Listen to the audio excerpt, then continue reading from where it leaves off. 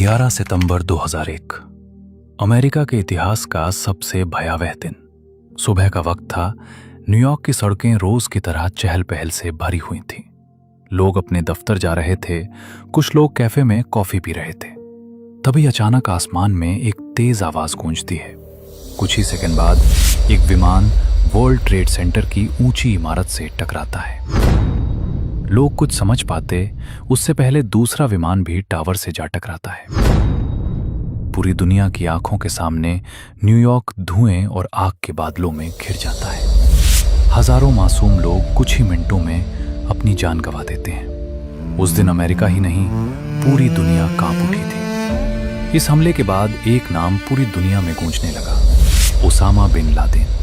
Al Qaeda का सरगना, जिसने खुलेआम अमेरिका को चुनौती दी थी।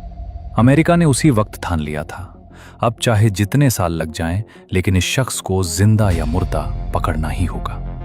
इसके बाद शुरू हुआ दुनिया का सबसे बड़ा मैनहंट, लादेन की तलाश।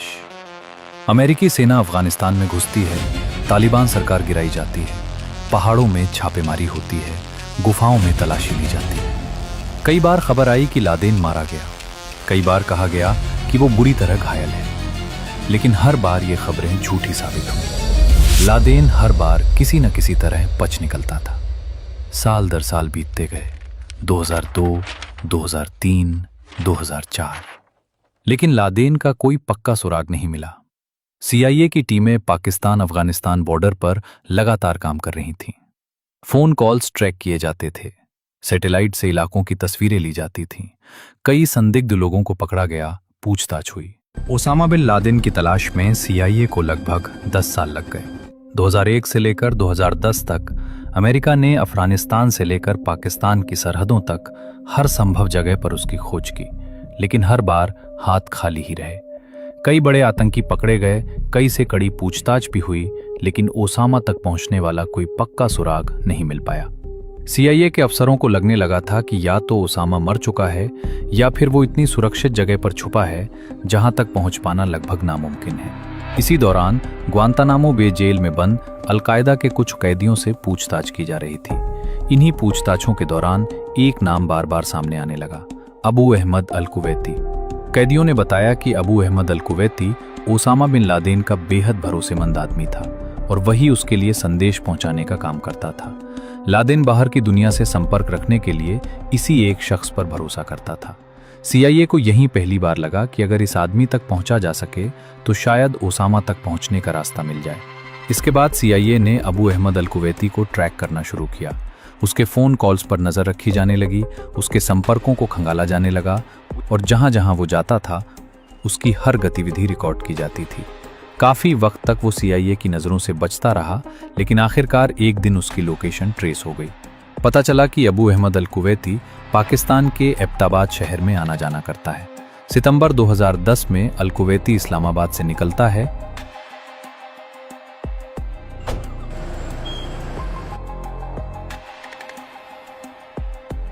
और एबटाबाद के एक शांत पहाड़ी इलाके की तरफ बढ़ता है। CIA एजेंट भी उसके पीछे पीछे पहुंचते हैं। एबटाबाद एक शांत और पढ़ा लिखा इलाका था, जहां पाकिस्तान की मिलिट्री एकेडमी भी पास ही स्थित है।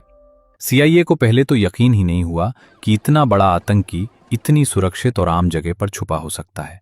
लेकिन जब एजेंटों ने एबटाबाद में उसके ठिकाने पर नजर रखनी शुरू की तो एक अजीब सा घर सामने आया। ये घर आसपास के बाकी घरों से काफी अलग था। चारों तरफ ऊंची ऊंची दीवारें थीं और ऊपर कांटेदार तार लगाए गए थे। बाकी घरों के मुकाबले इस कंपाउंड की दीवारें हद से ज्यादा ऊंची थीं। सामने वाली बाउंड्री वॉल करीब 10 फीट ऊंची थी और बाकी 3 दीवारों की ऊंचाई लगभग 13 फीट, 18 फीट और 12 फीट थी। तीसरा शक CIA को यह हुआ कि इस कंपाउंड से कोई अंदर बाहर जाता ही नहीं था। घर में न कोई फोन कनेक्शन था, न कोई इंटरनेट। सबसे हैरानी की बात यह थी कि इस घर का कचरा भी बाहर नहीं फेंका जाता था, बल्कि घर के अंदर ही जला दिया जाता था, ताकि किसी को अंदाजा न हो सके कि अंदर कितने लोग रहते हैं। घर में रहने वालों का व्यवहार भी बेहद संदिग्ध था। न कोई मेहमान आता जाता था और न ही घर से बाहर कोई सामान्य गतिविधि दिखाई देती थी। CIA एजेंटों को अब पूरा यकीन हो चुका था कि ये कोई आम घर नहीं है, बल्कि किसी बेहद हाई वैल्यू टारगेट का ठिकाना हो सकता है। इसी अजीब से घर ने ओसामा बिन लादेन तक पहुंचने की सबसे मजबूत कड़ी बना दी। इसके बाद सीआईए एजेंटों ने एबटाबाद के उस घर पर लगातार नजर रखना शुरू कर दिया। दिन हो या रात, हर हरकत पर नजर रखी जा रही थी। सबसे अजीब बात यह थी कि अल कुवैती के अलावा किसी और आदमी का अंदर बाहर आना जाना नहीं था, और वो भी बड़ी सावधानी से आता जाता था। कभी कभी एजेंटों को घर के अंदर एक लंबा दुबला पतला दाढ़ी वाला आदमी धीमे कदमों से टहलता हुआ दिखाई देता था, जो ज्यादातर ऊपरी मंजिलों पर ही रहता था। सीआईए एजेंटों को अब लगभग पूरा यकीन हो गया था कि जिस शख्स को वे सालों से ढूंढ रहे थे वो इसी घर में छुपा बैठा है। एबटाबाद में उस रहस्यमयी घर पर नजर रखने के साथ साथ सीआईए को एक और बड़ी चुनौती का सामना करना पड़ रहा था। घर के अंदर रहने वाला शख्स वाकई ओसामा बिन लादेन ही है या नहीं, इसकी पक्की पुष्टि कैसे की जाए। सीधे घर के अंदर घुसकर पहचान करना नामुमकिन था, इसलिए सीआईए ने एक बेहद चालाक और जोखिम भरा तरीका अपनाया। सीआईए ने एक लोकल पाकिस्तानी डॉक्टर शकील आफरीदी की मदद से एबटाबाद में एक फर्जी पोलियो वैक्सीनेशन ड्राइव शुरू करवाई। इलाके में घर घर जाकर बच्चों को टीका लगाने का नाटक किया गया। असल मकसद ये था कि किसी तरह उस बड़े घर के अंदर पहुंचकर वहां रहने वाले बच्चों से डीएनए का सैंपल लिया जा सके। Doctor Shakeel Afridi vaccination team के साथ उस कंपाउंड तक पहुंचने में कामयाब हुआ। एबटाबाद से लौटते ही नेवी सील्स सबसे पहले ओसामा बिन लादेन की पहचान पक्की करने की प्रक्रिया में लग जाते हैं। अफगानिस्तान के बगराम एयरबेस पर उसके डीएनए सैंपल लिए जाते हैं और उन्हें तुरंत जांच के लिए भेज दिया जाता है। कुछ ही घंटों में रिपोर्ट आ जाती है। इसके बाद सीआईए की तरफ से अमेरिका के राष्ट्रपति बराक ओबामा को ओसामा बिन लादेन की पुख्ता लोकेशन, उसके ठिकाने का पूरा मैप और पूरे ऑपरेशन की हर छोटी बड़ी जानकारी दी गई। व्हाइट हाउस के सिचुएशन रूम में कई हाई लेवल मीटिंग्स हुई। रिस्क बहुत बड़ा था, क्योंकि अगर मिशन फेल हो जाता तो अमेरिका को पूरी दुनिया के सामने शर्मिंदगी झेलनी पड़ती। लेकिन ओबामा जानते थे कि ये मौका शायद दोबारा न मिले। काफी सोच विचार और सलाह मशविरा करने के बाद राष्ट्रपति बराक ओबामा ने इस खतरनाक मिशन को हरी झंडी दे दी। इस सीक्रेट ऑपरेशन को नाम दिया गया ऑपरेशन नेपच्यून स्पीयर। इसके बाद स्पेशल फोर्सेस की तैयारी शुरू हुई। अफगानिस्तान के जलालाबाद में मौजूद अमेरिकी सैन्य बेस पर यूएस नेवी सील्स की चुनी हुई टीम को अलर्ट पर रखा गया। ये कोई आम सैनिक नहीं थे, बल्कि ऐसे कमांडोज थे जिन्हें दुनिया के सबसे खतरनाक मिशनों के लिए ट्रेन किया गया था। मिशन के लिए खास तरह के स्टेल्थ ब्लैक हॉक हेलीकॉप्टर चुने गए, जिन्हें इस तरह डिजाइन किया गया था कि उनकी आवाज बहुत कम हो और वे दुश्मन के रडार में आसानी से पकड़ में न आए। अंधेरी रात में बिना किसी लाइट के और बिना किसी शोर के ये हेलीकॉप्टर पाकिस्तान की सीमा पार करने वाले थे। मिशन का मकसद बिल्कुल साफ था, ओसामा बिन लादेन को पकड़ना। अगर वो जिंदा हाथ आ जाए तो उसे अमेरिका ले जाना, और अगर वो विरोध करे तो वहीं खत्म कर देना। यानी इस ऑपरेशन में एक ही आदेश था, जिंदा मिले तो ठीक, वरना दुश्मन को वहीं ढेर कर दो। 2 मई 2011 की रात करीब 1:05 पाकिस्तान के एबटाबाद शहर में चारों तरफ सन्नाटा पसरा हुआ था। लोग अपने अपने घरों में गहरी नींद सो रहे थे। किसी को भनक तक नहीं थी कि उनके शहर में इतिहास का सबसे बड़ा आतंकवाद विरोधी ऑपरेशन शुरू होने वाला है। उसी वक्त आसमान में 2 ब्लैक हॉक हेलीकॉप्टर एबटाबाद के ऊपर मंडरा रहे थे। इन दोनों हेलीकॉप्टरों को चौक 1 और चौक 2 कहा जा रहा था। सबसे पहले चौक 2 ओसामा बिन लादेन के कंपाउंड के मेन गेट के लगभग सामने होवर करने लगा। यह चौक 2 का मकसद था 4 नेवी सील कमांडोज, एक कॉम्बैट असॉल्ट डॉग जिसका नाम कायरो था और उसके हैंडलर को उतारना। इसी तरह चौक 1 हेलीकॉप्टर में भी 12 सील सवार थे, यानी कुल 24 कमांडोज को ओसामा बिन लादेन को पकड़ने या खत्म करने के लिए भेजा गया था। सामने वाले रास्ते पर कुछ सील्स को उतारने के बाद चौक 2 हेलीकॉप्टर बाकी बचे सील्स को ओसामा के कमरे की छत के पास उतार देता है और फिर अपनी शुरुआती पोजीशन पर वापस जाकर होवर करने लगता है। अब बारी थी चौक 1 हेलीकॉप्टर की। चौक 1 का प्लान था कि वो ओसामा के घर के सामने बने लॉन में लैंड करेगा, लेकिन तभी एक अनहोनी हो जाती है। चौक 1 अचानक एयर वॉर्टेक्स फ्लो नाम की दुर्लभ स्थिति का शिकार हो जाता है। आसान शब्दों में कहें तो हेलीकॉप्टर के आसपास हवा का बहाव इस तरह बिगड़ जाता है कि हेलीकॉप्टर अपना बैलेंस खो देता है। नतीजा ये हुआ कि दुनिया के सबसे बेहतरीन पायलट्स के हाथों में होने के बावजूद चौक 1 संतुलन खो बैठा, अपनी तय जगह से हटकर बगल वाले कंपाउंड में जा गिरा। सबसे पहले उसका अगला हिस्सा जमीन से टकराया और फिर उसकी पूंछ दीवार से टकराकर टूट गई। यह हादसा बहुत बड़ा था, लेकिन राहत की बात यह थी कि हेलीकॉप्टर में मौजूद सभी 12 सील कमांडोज सुरक्षित बाहर निकल आए। हैरानी की बात यह थी कि इतना बड़ा हादसा होने के बावजूद ओसामा और उसके साथ मौजूद लोग गहरी नींद में सोते रहे और घर के अंदर कोई खास हलचल नहीं हुई। हेलीकॉप्टर से उतरते ही सील सबसे पहले दीवार के पास पहुंचे, मेन गेट पर विस्फोटक लगाकर रास्ता खोला, फिर अंदर मौजूद एक और गेट को भी ब्लास्ट से तोड़ा और पार्किंग एरिया से होते हुए गेस्ट हाउस की तरफ बढ़े। जैसे ही सील टीम गेस्ट हाउस के दरवाजे के पास पहुंची, अंदर से आवाजें आने लगीं और तभी अचानक AK-47 से गोलियां चलने लगीं। गोली चलाने वाला शख्स था अबू अहमद अल कुवैती।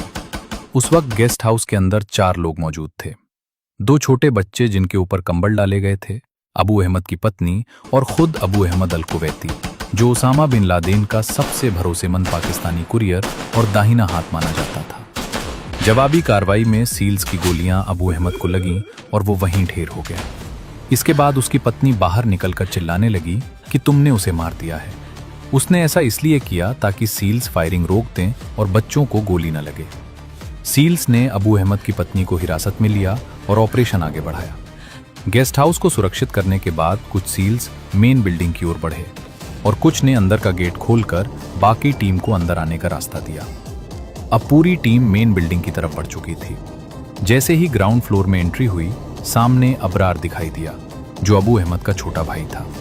उसके साथ उसकी पत्नी और बच्चे मौजूद थे। फायरिंग शुरू होते ही अबरार की पत्नी आगे कूद पड़ी और गोलियां उसे लग गईं। इसके बाद सील्स ने अबरार को भी मार गिराया। बच्चों को एक जगह सुरक्षित इकट्ठा कर लिया गया। इसके बाद टीम फर्स्ट फ्लोर की ओर बढ़ी, जहां ओसामा का बेटा खालिद मौजूद था। पूरे कंपाउंड की लाइट पहले ही बंद कर दी गई थी और सील्स नाइट विजन गॉगल्स के जरिए देख रहे थे। अंधेरे में खालिद दीवार के पीछे छुप गया। टीम में मौजूद एक सील को अरबी भाषा आती थी। उसने धीरे से अरबी लहजे में खालिद खालिद कहकर उसे बाहर झांकने पर मजबूर किया और जैसे ही खालिद ने झांका, उसे गोली मार दी गई। फर्स्ट फ्लोर पर मौजूद बच्चों को सुरक्षित किया गया और टीम सेकंड फ्लोर की ओर बढ़ गई। पूरे कंपाउंड की सुरक्षा के लिए गेस्ट हाउस और मेन बिल्डिंग की छतों पर स्नाइपर्स तैनात थे, ताकि अगर पाकिस्तानी सेना या कोई बाहरी खतरा आए तो उसे रोका जा सके, क्योंकि ये मिशन पाकिस्तान को बिना बताए किया जा रहा था और पकड़े जाने पर हालात बहुत बिगड़ सकते थे। आखिरकार सील टीम सेकंड फ्लोर पर पहुंचती है।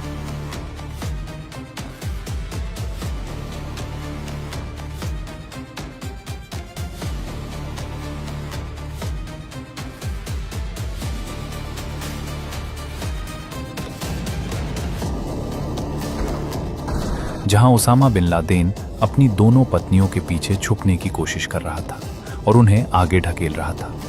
उसकी पत्नियां गोली न चलाने की गुहार कर रही थीं, लेकिन उसी पल एक सील ने मौका मिलते ही ओसामा के सिर पर गोलियां दाग दी। ओसामा बिन लादेन वहीं गिर पड़ा। उसकी मौत के बाद उसकी पत्नियां उसके शरीर से लिपट कर रोने लगीं। सील टीम ने पहचान की पुष्टि करने के लिए उसकी पत्नियों से पूछा, लेकिन वे कुछ नहीं बोली। तभी वहां से गुजर रही एक 12 साल की बच्ची से पूछताछ की गई और उसने बताया कि यही ओसामा बिन लादेन है।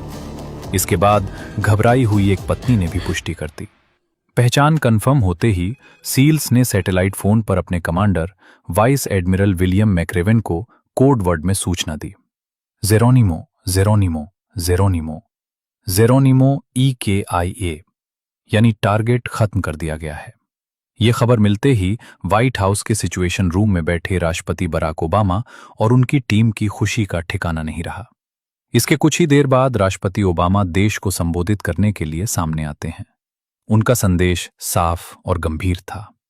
आज रात अमेरिका ने एक ऐसा ऑपरेशन पूरा किया है जिसमें अल कायदा के नेता ओसामा बिन लादेन को मार गिराया गया है।